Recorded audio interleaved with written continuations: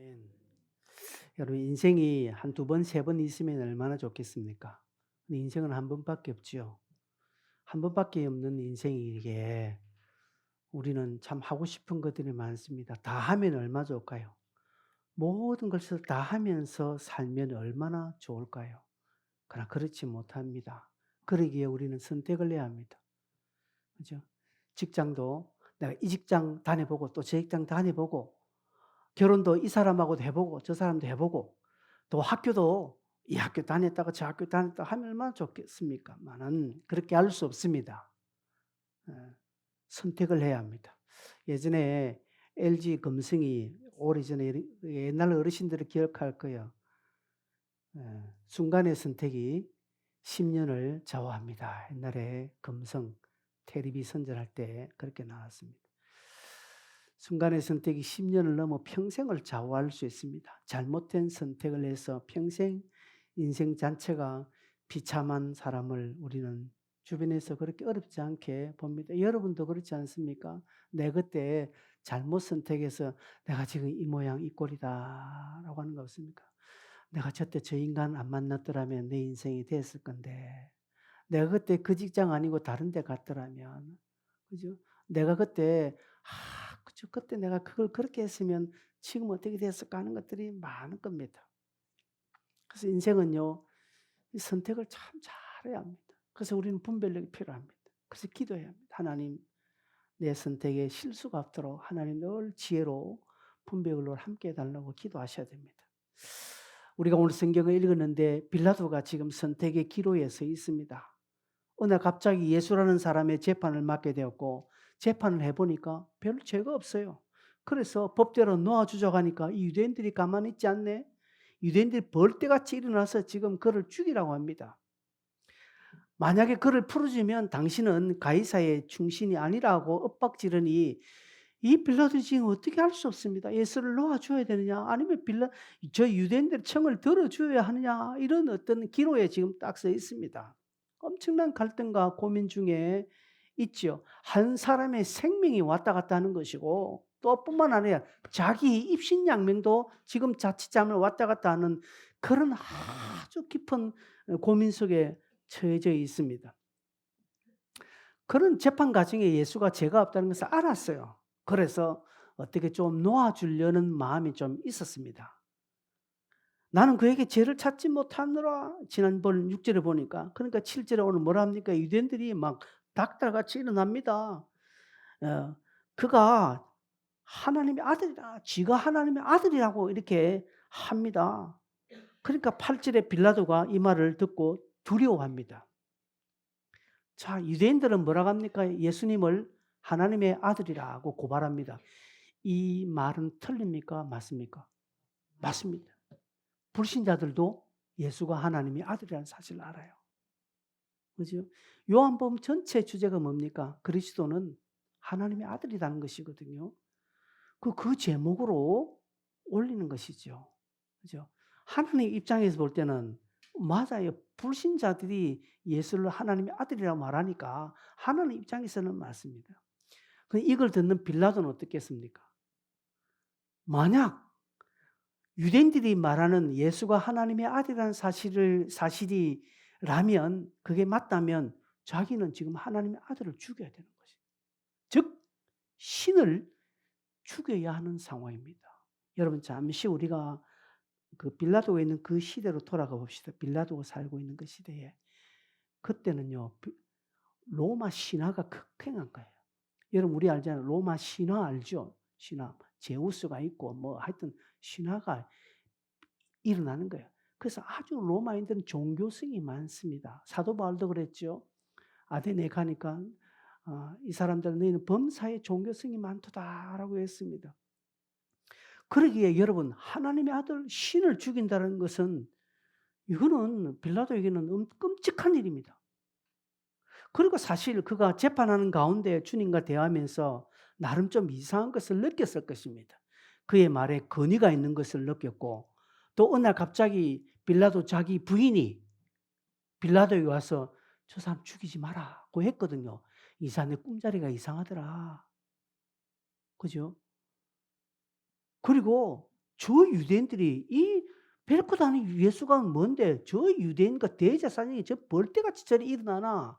이런 모든 과정에 있어서 빌라도는 뭔가 조금 이상함을 느꼈을 것입니다. 그래서 두려움이 찾아왔습니다. 여러분, 빌라도에게 두려움이 찾아왔다는 것은 주님의 간섭입니다. 여러분, 우리 마음속에, 우리 인간들 마음속에 다 종교성이 있습니다. 본성적으로 종교성이 있습니다. 그죠?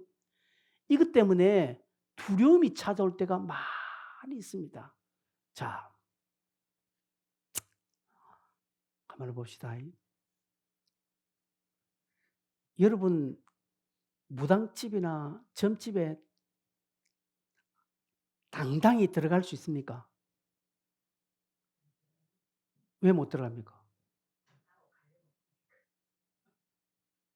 여러분, 점집이나 무당집에 우리는 근데 뭐가 있습니까? 약간 두렵습니다. 그죠? 두려움이 있습니다. 두려움이 없다 하더라도 약간 해요. 여러분, 절 마음대로 갑니까? 저도 가끔 뭐 이렇게 범어사도 한 번씩 이렇게 가고 어디 가면 관광 가면 이렇게 절에도 가는데 가면 왠지 찝찝하기도 하고 그렇습니다. 약간 좀 섬뜩한 것도 있고. 어느 날 우리 교회 앞에 어느 사람이 쌀을 막 뿌리더라고요. 쌀을 막 뿌려. 그러니까 쌀 뿌리니까 뭐가 옵니까? 비둘기가 막 와요. 그래서 그 쌀 뿌리는 장본인을 발견해서 쌀 뿌리지 마시라 그랬습니다. 뿌리지 않은 게 저 건너편에 뿌리더라고요. 그러니까 그것 때문에 우리 집 사람은 약간 두려움에 싹 시작하는 거예요. 두려움이 아니라고 해도 뭔가 찝찝한 거예요. 기분 나빠요. 그것 때문에 이랬나? 그것 때문에 그랬나? 그런 생각이 들어요. 다시금 여러분 앞에 말씀드립니다. 민수기 23장 23절 뭐랍니까? 민수기 20절 기억하십시오. 이스라엘 야곱을 해할 복술이 없고 이스라엘을 해할 점술이 없다. 여러분, 여러분을 넘볼 이 땅에 점술, 미신 없습니다. 그런 것들이 세다 하더라도 여러분을 해할 수가 없습니다. 왜? 그것보다 뛰어나신 우리가 하나님을 믿고 있지 않습니까? 하나님의 영이 하나님이 우리를 지키기 때문에 어떠한 점술, 복술이 우리를 영향 못 미칩니다. 믿으셔야 됩니다. 근데 그 앞에 우리가 두려움을 떨고 있다는 것은 아니에요. 빌라도가 지금 두려움인데 여러분 두려움이 오는 것은요. 하나님의 간섭입니다. 물론 세상적인 건 다릅니다. 구약을 보십시오. 하나님이 임할 때에 아브라함에게 왔을 때에 모세에게 왔을 때에 또 여호수아에게 왔을 때에 하나님의 사람들에게 올 때 다 어떻게 했습니까? 하나님 뭐라 합니까? 그들에게 두려워 말라라고 말합니다. 하나님이 임하실 때 특별히 하나님의 간섭이 임할 때에 두려움이 오는 것입니다. 이 두려움 앞에 그 존재 앞에 무릎을 꿇고 그분을 받아들이면 그 두려움은 사라집니다. 그 두려움은 사라지고 새로운 세계를 경험하게 되는 거예요. 여러분 다시금 말합니다. 우리가 어떤 저 세상이나 이방이나 저런 데서 두려움 느낀 게 아닙니다. 뭔가 우리가 영적인 삶을 살 때에 뭔가 내게 두려움이 딱 말씀을 들을 때도 그렇고 뭔가 다른 사람과 어떤 대화를 할 때도 뭔가 마음속에 두려움이 쌓고 오면 아 이거 하나님 간섭이다. 그러면 그 두려움이 왔을 때 그 말씀 앞에 무릎을 탁 꿇는 게 성공의 1번입니다. 근데 그걸 뻐기면요. 이제부터는 가는 거예요. 빌라도가 여기 빌라도는 이미 지금 이상한 것을 감지했습니까? 안 했습니까? 그분은 죄가 없다. 그리고 유대인들 하나님의 아들이다. 자기 부인까지 자기 어느 날 갑자기 자기 마누라가 손대지 마라 이상한 거는 그리고 조사해 보니까 죄도 없어요. 사람 말해 보니까 뭔가 말에 근위가 있어요. 카리스마가 있어요. 근데 갑자기 두려움이 오거든요. 아 그럼 거기에 자기는 무릎을 딱 꿇어야 되는 거예요. 하나님의 콜링이라는 사실을 알아야 돼요. 모세가 무릎 꿇잖아요. 아브라함이 그게 순종하잖아요. 다윗이 그렇게 했고요. 여호수아도 그렇게 했습니다. 기도원도 그렇게 했습니다. 하나님 두려워하지 말라. 그, 그 말하는 주체에게 무릎을 딱 꿇으니까 그다음부터는 사명의 길로 가게 되거든요. 근데 빌라도는 그렇게 하지 않았습니다. 빌라도는 무시하고 있습니다. 돌았습니다.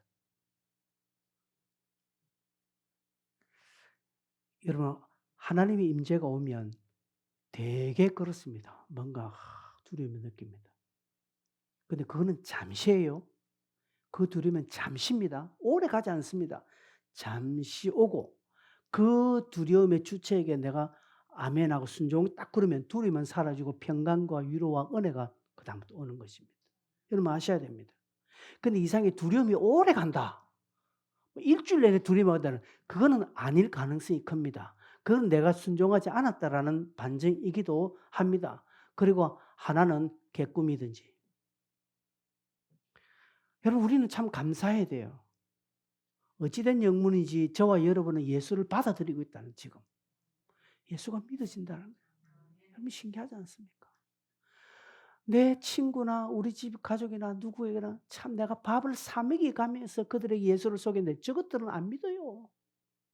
하나님을 보여달라 이렇게 하고 있고요. 하나님이 있는데 차라리 내 주먹을 믿어라 이렇게 하는 거예요. 저들은 이상하게 내가 돈을 주고 밥을 사주고 꼬셔도 안 믿는데 저와 여러분은 하나도 꼬심바 당한 것이도 지금 이게 믿어진다라는 게 신기하지 않습니까? 이 부분에 전혀 갈등이 없다라는 것을 여러분 감사하셔야 합니다. 빌라도는 예수의 재판을 두고 저울질하는 것이요. 자신의 출세의 지렛대로 삼기로. 그러기에 영적인 부분에 관심을 가질 수가 없으면 두려움이 찾아와서도 일단 이것을 자기의 유리한 쪽으로 출세의 도구로 보기 때문에 결국 그에게 올 생명의 기회를 놓치게 되는 것입니다. 여러분 성도들 가운데 이런 사람들이 많습니다. 인간적인 야망에 사로잡혀서 자기의 출세나 성공에 탁 사로잡혀서 신앙생활을 진지하지 못하게 합니다. 진지하지 않습니다. 진실되게 하지 못합니다. 자신의 어떤 유리함을 따라서 가기 때문에 예수의 간섭, 하나님의 그 임재를 무시합니다. 그게 별 영향가가 없다라고 이야기합니다. 그러면서 또 나름대로 기도는 해요. 나름대로 뭔가 하나님 앞에 소원을 빕니다. 근데 하나님이 아무런 대답하지 않습니다. 9절 보십시오. 빌라도가 이 말을 듣고 더욱 두려워하여 뭐라고 합니까? 다시 관중으로 들어가서 예수께 말하되 너는 어디로부터냐 하니까 예수께서 대답하여 주지 아니하시는 자라 응답이 없다는 것이죠. 두려움이 왔으나 하나님의 임재에 왔으나 하나님의 임재에 하나님의 사명을 무시하고 나 유리한 쪽으로 가면요. 유리한 쪽으로 삶을 살면서 기도한다. 절대로 응답 없습니다. 하나님 말씀하지 않습니다. 잘 되는 것을 그냥 인간적으로 그걸 심었으니까 잘 되는 것이지 하나님의 복으로 잘 되는 거 아닙니다. 반대로 여러분 기도하지 않았는데 잘 되는 거 그건 잘 되는 거 아닙니다. 기도했는데 안 되더라. 그건 잘 되는 거예요. 하나님 간섭하고 있다는 것입니다. 기도 안 했는데 잘 되더라. 와 이거 예수 안 믿어도 잘 되네. 교회 안 나가도 뭐 별 탈 없네. 잘 되는 게 아니에요. 한 번 언젠가면 큰 꽃 다치고 그때 깨달을지 몰라도 여러분 정신 차려야 됩니다. 여러분 삶에 내가 별 기도 안 했는데 별 내가 안 했는데 뭔가 잘 풀린다. 아 하나님 혹시 나를 내버려 두지 않았나. 두려워해야 합니다. 빌라도는요. 하나님의 그 두려움이 왔지만 하나님의 간섭이 왔지만 무시하고 오히려 묻습니다. 어디로부터 왔느냐 하니까 주님도 대답하지 않습니다. 여러분 주님을 이용하려는 자에게는 하나님이 그게 속지 않습니다. 사람은 속을지 몰라도 하나님은 결코 속지 않습니다. 응답 없습니다. 그러기에 빨리 돌이키고 선택해야 하는 것이죠. 응답이 없으니까 10절에 뭐라고 합니까? 빌라도는 건방지게 이렇게 말합니다. 내가 너를 놓을 권한도 있고 십자가에 못 박을 권한도 있는 줄 알지 못하느냐. 이게 불신자들의 오만입니다. 이게 예수 안 믿는 자들의 착각이 오만이에요. 내게 그런 능력이 없잖아. 내가 내 말 한마디면 너 한 번에 보낼 수 있어. 지금 이 말이거든요. 그러나 주님께서 뭐라고 합니까? 예수께서 대답하시되 11절에 위에서 주지 아니하셨더라면 나를 해할 권한이 없다. 이렇게 말합니다. 주님은 이 권세마저도 네가 가지고 있는 그 알량한 권세도 하나님께로부터 오지 않으면 아무것도 할 수 없다라고 말합니다. 빌라도가 착각하고 있는 거죠. 자기가 모든 거 할 수 있다고 생각합니다. 세상 사람들은요, 돈 있으면요, 권력 있으면요, 다 할 수 있다라고 합니다. 그게 최고다라고 합니다. 하나 착각입니다. 하나님께서 주셔야 합니다. 로마서 13장 1절에 보면 위에부터 내려오지 않는 권세가 없다고 했습니다. 모든 것에는 하나님으로부터 말미암는다라고 했습니다. 그리고 여러분 저 불신의 권세도 지금 이 나라의 잘 떼어놨네. 하나님 궤에 또 오지 않는 게 없다는 것입니다. 이 나라의 정권도 마찬가지입니다. 여러분이 누구를 지지하셨든지 지금 이 정권은 하나님께로부터 왔음을 여러분이 아셔야 합니다. 뿐만 아니라 나에게 준 것들, 여러분의 건강, 여러분의 가지고 있는 물질, 돈, 시간 이런 모든 것들은 다 하나님께로 왔다라는 것을 여러분 철저하게 믿으셔야 합니다. 모든 것이 주님께로 왔다. 하나님께서 내게 주셨다. 그저 하나님께서 내게 잠시 맡기셨다는 청지기 의식이 있어야 이 사람의 신앙이 튼튼해지고요. 건강해집니다. 이 내 것이라고 생각하면 안 되는 것입니다. 지금 내가 누리고 있는 이것 모든 것들, 내가 누린 모든 것들이 다 주님의 은혜요. 하나님이 주셨다라는 이 철저한 이 기독교 세계관, 이 세계관으로 딱 사로잡혀 있어야 우리는 시험에 들지도 않고요. 넘어지지도 않습니다. 원망하지도 않습니다. 욥기 1장 21절 22절 보면 욥이 이런 고백을 합니다. 같이 한번 읽어볼까요? 같이 시작. 이르되 내가 모태에서 알몸으로 나와 싸운즉 또한 알몸이 그리로 돌아가올지라 주시니도 여호와시오 거두시니도 여호와시오니 여호와 이름이 찬송을 받으실지니다 하고 이 모든 일에 욥이 범죄하지 아니하고 하나님을 향하여 원망하지 아니하니라. 이런 보십시오. 욥의 철저한 기독교 세계관이 있죠. 주시니도 여호와시오 거두시니도 여호와. 내가 처음 적신으로 알몸으로 내가 나고 이 땅에 내가 하나 가진 거 없는데 하나님이 그동안 다 주셨는데 그걸 하나님이 또 가져가시면 그것으로 하나님의 이름을 찬송할 뿐이다. 이 모든 일에 욥이 뭐라 합니까? 입술로도 범죄하지 않고 원망하지 않았다라고 말합니다. 하나님이 얼마나 욥을 자랑스럽게 이야기냐 아시죠? 사단들 앞에서 뭐라 합니까? 내 종 욥을 유해받느냐? 이만하게 순전하고 나를 경외한 자가 없더라고 말합니다. 하나님이 철저하게 욥을 이렇게 인정해 주시는 것입니다. 저랬기 때문에 그렇습니다. 욥만 저래야 됩니까? 아니요. 우리 또한 그래야 됩니다. 성도 여러분, 지금 여러분 입고 있는 옷 하나님 주신 것입니다. 여러분 돈으로 사서 내 거라 생각하지만 그럼 그 돈은 어디에서 나왔습니까? 하나님께서 내가 열심히 뼈 빠지게 돈 벌어서 내 돈이지. 그 열심으로 돈 벌 수 있는 건강 체력을 누가 주셨습니까? 아이고 내가 있죠. 내가 건강관리 잘해서 내가 보약 먹고 내가 튼튼하게 몸 건강을 해서 그렇지. 그럼 건강하게 할 수 있는 그런 정신력 마음은 누가 주셨습니까? 하나님. 어떻게 하나님 주시나 내가 내 몸을 했지. 아니에요. 여러분 우리의 신체도요. 나의 의지와 관계없이 뛰고 있는 기관들이 있습니다. 심장. 이 심장아 오늘 좀 쉬어라. 죽어요. 그죠? 이 심장은 내 뜻대로 되지 않습니다. 내가 피곤해서 푹 잠을 자도록 심장은 뜁니다. 이 허파는 움직여요. 피는 돌아요. 그래 내가 살 수 있기 때문에 누가 그렇게 하느냐는 것이 누가? 하나님은 세상 사람들 지가 한다고요. 네가 어떻게 네가 했노? 그럼 심장 한번 맘쪄봐라 해보지. 대답 못해요. 네가 뛰게 했다면 네가 심장을 멈춰봐라 그럼 네가 할 수 있는가? 말 못한다. 하나님이 하셨다. 근본적으로 하나님이 주셨으니까 오늘 이 옷 입는 것까지 다 하나님 것이 된다라는 이치이죠. 우리는 청직입니다. 청직이. 내 권세를 가지고 니를 놓을 수도 있고 니를 죽일 수 있다. 어디 그렇게 시금방을 들어요. 하나님 앞에 교만하게 일어설 사람은 이 땅에 아무도 없습니다.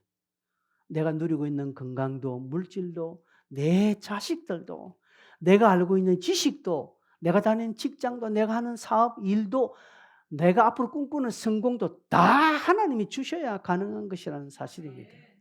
그리고 하나님께서 가져가실 때도 원망하지 않아야 돼요. 왜? 하나님이 주셨고 하나님이 가져가셨는데 내가 가지고 내가 주고 내가 가져가는데 누가 그렇게 말할 수 있느냐는 것이죠. 이런 가치관으로 딱 서 있는 사람은 욥처럼 하나님을 향하여 원망하지 않습니다. 그런데 저렇게 사로잡히지 않으면 원망합니다. 하나님 왜 내게요? 왜 내게 이런 일이 났을까? 이렇게 말합니다. 니는 왜 안 되는데? 너는 니한테 그런 일이 일어나면 왜 안 되는데? 이렇게 말하면 뭐라고 대답하겠습니까? 그죠? 교회가 조금 어려움이 있을 때 저는 원래 하나님 왜 내게 이런 일이 났으면 이런 소리 한 번도 안 했습니다. 아, 하나님 내니까 그렇게 하셨구나 생각했죠. 여러분 바로 아셔야 됩니다. 이런 기독교적인 가치관으로 꽉 사로잡혀 있을 때에 제대로 된 순종을 할 수 있다는 사실입니다. 그러면서 12절에 빌라도가 예수를 놓으려고 힘썼다라고 말합니다. 빌라도가 예수를 놓으려고 힘썼다 하니까 빌라도에게 좀 마음이 좀 가십니까? 그건 아니죠. 왜 했을까요? 자기한테 유리하기 때문에. 빌라도는 철저하게 자기 유리 따라서 놓아주면 유리하겠고 그래서 하는 거예요. 아까 얘기했잖아. 하나님의 아들 신을 어떻게 죽이냐. 신 죽이면 자기에게 무슨 일이 날 줄 모르기 때문에 종교성이 있기 때문에 그래서 녹아주는 게 자기한테는 훨씬 유리하겠지요. 또 죄도 없고. 그런데 놓아주려고 하니까 유대인들이 뭐랍니까? 만약에 당신이 이 사람을 놓으면 가이사의 충신이 아니다. 우리가 가이사에 고발해서 당신은 반역했다라고 이렇게 고발할 겁니다. 이야기거든요. 그러니 주님을 좀 놓아주려고 하고 주님 손을 좀 들어주고 싶은 마음이 있는데도 불구하고 못 도와주는 것입니다. 안 하는 것입니다. 왜? 딱 지금 예수를 놓아주는 게 유리하겠는데 유대인의 말을 들어보니까 어이구야 유대인의 말을 들어주는 게 더 유리할 것 같거든 지금 현 상황에서. 그래서 마음으로는 예수에게 가지만 그러나 현실은 유대인의 편을 들어주는 것이 훨씬 낫게 보이는 것입니다. 주님보다 지금 힘없이 저렇게 지금 비참하게 쪼그려 앉아가지고 허무한 모양도 없고 뭐 볼만한 풍채도 없는 아주 가냘프게 앉아있는 저 예수보다 힘있게 떠들어대는 저 이스라엘의 대제사장들, 저 바리새인들, 저 권력이 자기에게 큰 도움이 될 것 같으니까 여기에서 이제 마음이 움직이기 시작합니다. 예수는 자기의 생명줄을 지지 못해도 저 대제사장들, 저 유대인들은 내 출세에, 내 입신양명에 뭔가 좀 힘을 좀 보태줄 것 같다라고 지금 보이기 때문에 빌라도의 마음이 지금 갈등의 거리로 가는 겁니다. 여러분 오늘도 우리에게도 마찬가지입니다. 그렇게 기도했는데도 응답이 없어. 하나님은 힘이 없는 것 같아. 예수가 돈 많은 자리보다 못해요. 주님은 너무 힘이 없어. 그런데 우리 직장의 사장님은 너무 큰 힘이 있어. 우리 직장의 상사는 너무 내게 크게 넘지 못할 산이라. 주님은 가볍게 내가 뛰어넘을 수 있는데 직장이나 다른 친구들은 친구와의 관계는 내가 넘지를 못해. 그래서요. 많은 성도들이 오늘 많은 기독교인들이 적당하게 신앙생활합니다. 적당하게 순종하고 적당하게 불순종도 하고 적당하게 헌신도 하고 적당하게 땡땡이도 치고 적당하게 붙잡기도 하고 적당하게 포기도 하고 적당하게 순종으로 가고 적당하게 불순종을 하는 적당한 가는 것이면 유불리를 따라서 유리하면 이쪽, 불리하면 저쪽. 얼마나 신앙의 어떤 줄달리기를 잘하고 있는지를 모릅니다. 그래서 대형교회들을 많이 가는 이유가 그겁니다. 대형교회 가면요, 아무런 간섭 안 해요. 주일에 한 번 안 왔다고 누가 하나 간섭하는 거 없어요. 몰라요, 또. 그냥 적당히 하는 거예요. 그러면서 종교 생활을 했기 때문에 하나님이 자기 기도를 들어주실 거라고 착각합니다. 자기는 주님과 관계를 깊게 맺고 있다고 말합니다. 착각이죠. 그러면서 자기의 유리한 대로 자꾸 가는 겁니다. 보십시오. 12절까지 이렇게 하니까 13절에 빌라도의 행동을 볼까요? 빌라도가 13절 보니까 빌라도가 이 말을 듣고 예수를 끌고 나가서 돌을 깐 뜰 히브리 말로 가바다에 있는 재판석에, 옛날 성경은 박석이라 하고 되어 있습니다. 박석. 재판관들이 앉는 재판장 자리에 앉습니다. 보십시오. 현실적으로 도움되는 쪽으로 빌라도가 갑니다. 재판장자에 딱 앉는 거예요. 재판. 여러분, 법정에 여러분 우리 법정 드라마 보잖아요. 앞에 판사들 있잖아요. 판사들인데 판사들 몇 명 앉아 있습니까 보통? 3명 앉아 있는데, 근데 양쪽에 있는 자심 우심 판사들을 봅니까? 안 봅니다. 누가 봅니까? 딱 중간에 이제 TV 드라마도 한번 보십시오. 가운데 있는 재판장은 배우들인데 옆에 있는 재판장들 다 엑스트라들 앉아 있습니다. 가운데. 이 재판석이 얼마나 위대합니까? 거기에 딱 앉습니다. 자기 유리한 쪽에. 자기 필요한 쪽에 딱 앉습니다.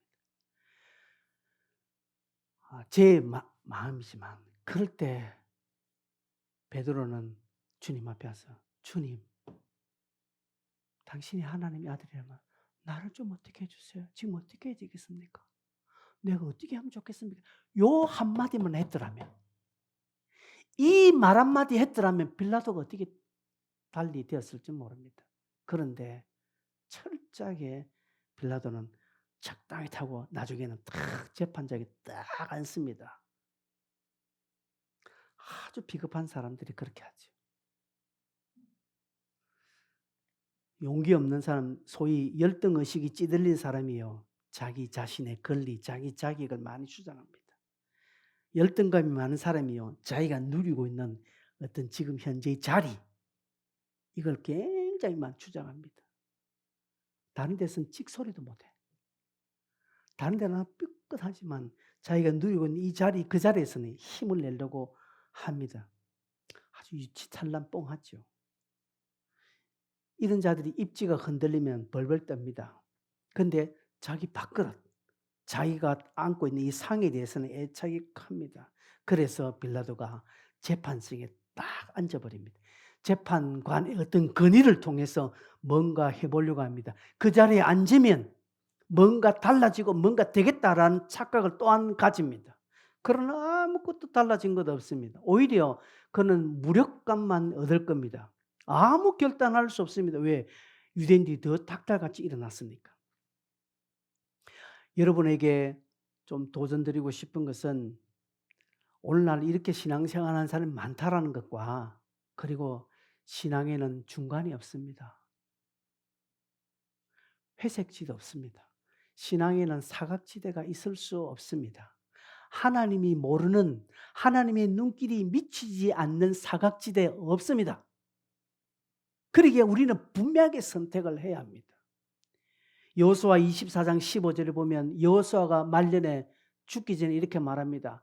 만일 여호와를 섬기는 것이 너에게 좋지 않게 보이거든 너희 조상들이 강 저쪽에서 섬기던 신들이지 또는 너희가 거주하는 땅에 있는 아모리 족속의 신들이지 너희가 섬길 자를 오늘 택하라. 그러나 오늘 오직 나와 내 집은 여호와를 섬기겠다라고 딱 못 박지 않습니까? 누구 택해라. 하나님 섬길래? 아니면 저 강 저쪽에 섬기는 아모리 족속 이방 신들을 섬길래? 오늘 택해라. 그러나 나는, 우리 집은 여호와를 섬기겠다고 분명해야 합니다. 회색지대 없습니다. 적당히 없습니다. 신앙생활 여러분 적당히 그건 안 하는 것과 똑같습니다. 하나님이 인정해 주지 않습니다. 순종은요 100%이죠. 99%는 불순종입니다. 아셔야 합니다. 내가 적당히 요만큼 하고 또 요만큼 했으니까 하나님 적당히 봐주시겠지. 하나님 모른다 하십니다. 여러분 이 의식에 분명히 우리 차 있어야 합니다. 빌라도가 이 갈등 속에 있습니다. 그러면서 나름대로 찌질하게 지 재판석에 딱 앉아서 뭔가 이 재판관 건의로 해보겠다고 하지만 아무것도 해결되지 않습니다. 그렇게 하니까 14절에 뭘 합니까? 유대인들은 벌떼같이 일어나서 소리 지르되 없이 하소서 없이 하소서 그를 십자가에 못 박게 하소서 고래고래 2번씩이나 반복하면서 고함 지르고 있지 않습니까? 사태는 더 심각해졌습니다. 그가 재판석에 앉자마자 사태는 더 심각해졌다라고 하는 것이죠. 여러분이 유불리를 따라서 유리한 쪽 택했습니까? 택하자마자 더 어려움이 더 온다라니까요. 여러분 하나님의 편에 서지 아니하면 다른 여러분의 편에 서면 당장은 여러분 마음은 편할지 몰라도 벌떼같이 공격하는 세력이 있다라는 것이죠. 불신자들이 여러분의 신앙을 돕지 않지만 그러나 불신자들이 저와 여러분의 신앙을 판단한다는 사실 또한 기억해야 합니다.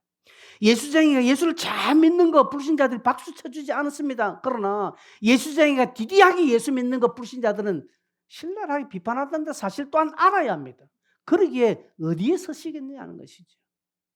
어느 쪽에 여러분 서시겠냐는 것을 분명하게 아셔야 합니다. 여러분이 지금 누리고 있는 그 자리, 여러분이 지금 가지고 있는 그것이 여러분을 구원해 주지 못한다는 사실. 그러기에 빌라도는 제가 조금 전에 이야기했지. 그때 잠시만 주님 앞에 나와서 무릎까지는 안 꿇어도 고개 좀 숙이고 하나님의 아들 예수여 내가 어떻게 하면 좋겠습니까? 당신 좀 고견을 한번 들려주십시오. 요 말 한마디를 했더라면.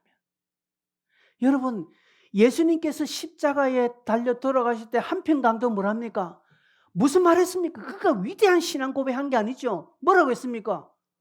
당신의 나라에 임할 때 나를 기억해서 요 말 한마디 했다고요. 그 말이 대체 어떤 힘이 있길래 그가 그리 갔을까요? 그건 신앙 고백도 아닙니다. 그냥 믿는 것도 내가 당신을 믿습니다라는 표현도 안 했다고요. 그냥 한번 생각나면 한번 기도해 주십시오. 요 말과 똑같은 거예요. 여러분 자주 쓰죠? 생각나면 기도해. 그 말하고 그냥 지나가는 말입니다. 믿거나 말거나. 근데 그 영혼이 구원받거든요. 빌라도가 만약에 예수요. 어떻게 하면 좋겠습니까? 당신이 좀 지혜를 주시오. 나를 좀 도와주십시오. 한마디 했더라면 달라졌을 것이라고 저는 생각합니다. 여러분 보십시오. 베드로가 밤새도록 물고기를 잡지 못했죠. 다음날 주님이 그물을 배 오른편 던지라 했습니다. 이때 베드로가 뭐랍니까? 내가 밤새도록 했습니다. 예수보다 베드로가 훨씬 더 갈릴리 바다는 전문가입니다. 빠삭합니다. 물길고 알고요. 그 때에 맞는 고기의 흐름을 다 아는데 안 됐거든요. 아이고 웃기는 소리 하지 마세요. 어디서 굴러 먹은지 뭐 누구 보고 이래라 저래라야. 내가 갈릴리 바다는 당신보다 훨씬 더 잘 알아. 누구에게 지금 훈계질이냐. 얼마든지 할 수 있지만 베드로는 그때 순종했습니다. 순종하니 그물이 찢어지도록 고기를 잡았습니다. 도저히 순종할 타이밍이 아니에요. 그러나 순종했을 때 상황은 내 생각과 전혀 다른 일이 났고 베드로는 무릎을 딱 꿇습니다. 누가복음 5장 8절에 뭐라고 합니까? 베드로가 이렇게 말합니다. 나는 죄인이로소이다. 나를 떠나소서. 주여 나를 떠나소서. 나는 죄인이로 요 한마디 했다고요. 요 한마디. 저 말에 믿음의 고백이 어디 있습니까?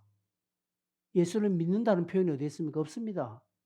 그냥 주여 나를 떠나십시오. 나는 죄인이라 자기 존재를 그냥 이야기한 것이죠. 저로 말미암아 예수는 베드로를 나를 따르라 제자 불렀습니다. 여러분 우리가 누리고 있는 것이 도대체 무엇이길래, 내가 가지고 있는 이 알량한 이 자존심이 무엇이길래 끝까지 지고 있다는 것입니까? 그 자리에서 내려와야 돼요. 내려와야 됩니다.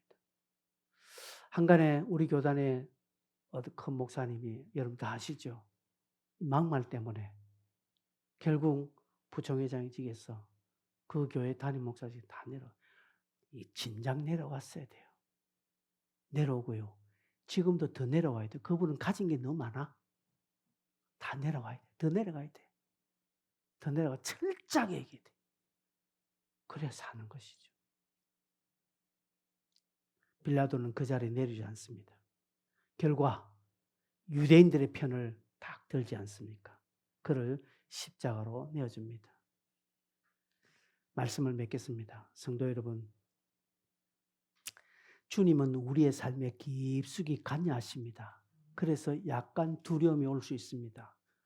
여러분, 그럴 때에 그 주님 앞에 무릎 꿇으세요. 그러면 그 두려움이 변하여 여러분의 찬송이 될 겁니다. 좀 불편할 수 있습니다. 조금 손해볼 수 있습니다, 여러분. 조금 자존심이 상할 수 있습니다. 그러나 우리에게 새로운 영역의 어떤 세계를 경험할 수 있는 절호의 기회라는 사실을 알고 그 기회를 잡기 위해서 여러분 선택하셔야 됩니다. 결단해야 합니다. 때로는 세상적으로 보면 어리석은 일일 수도 있고 좀 망하는 것 같이 보이고 바보 같은 결정일 수 있고, 이렇게 하면 내가 직장에서 손해볼 건데, 이렇게 하면 내가 영 불리할 건데 라고 할 수 있습니다. 그러나 여러분, 그거 얻으려고 여러분의 그 박석이란 재판관 자리에 앉으면 상황은 더 난처하게 된다는 사실을 기억하고 하나님 앞에 무릎 꿇어야 됩니다. 십자가에 못 박으소서, 십자가에 못 박으소서. 그게 대세지요. 당시 그게 대세입니다. 여론입니다. 그러나 절대적이지 않습니다. 절대적이지 않습니다. 그러한 상황 속에서 진리 되신 주님을 인정하고 그분께 자신을 위탁하고 의탁하는 것은 놀라운 축복의 도구가 되는 것입니다. 중간에 어정거릴 여유 없습니다. 지금 결단하셔야 됩니다. 여러분 스스로 내가 이랬다 저랬다 하십니까? 갈등하지 마세요. 주님께 맡기십시오.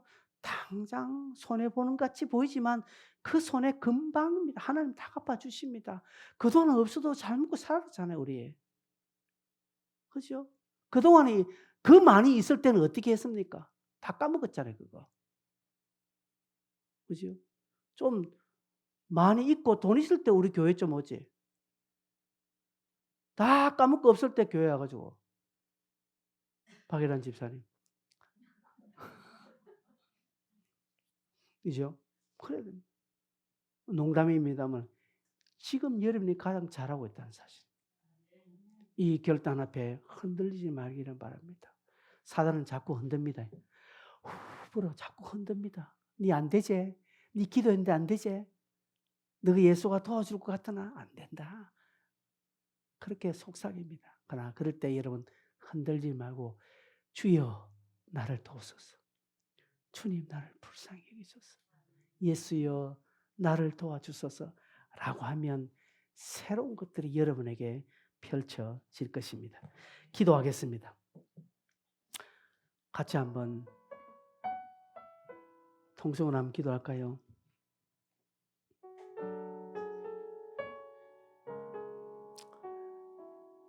혜리야, 주님이여 이 손을 꼭 잡고 그 찬송을 좀 하자. 자, 같이 한번 우리 한번 기도하겠습니다. 여러분 오늘 설교 듣고 어떻게 하겠습니까? 어떤 기도의 제목을 여러분 가집니까?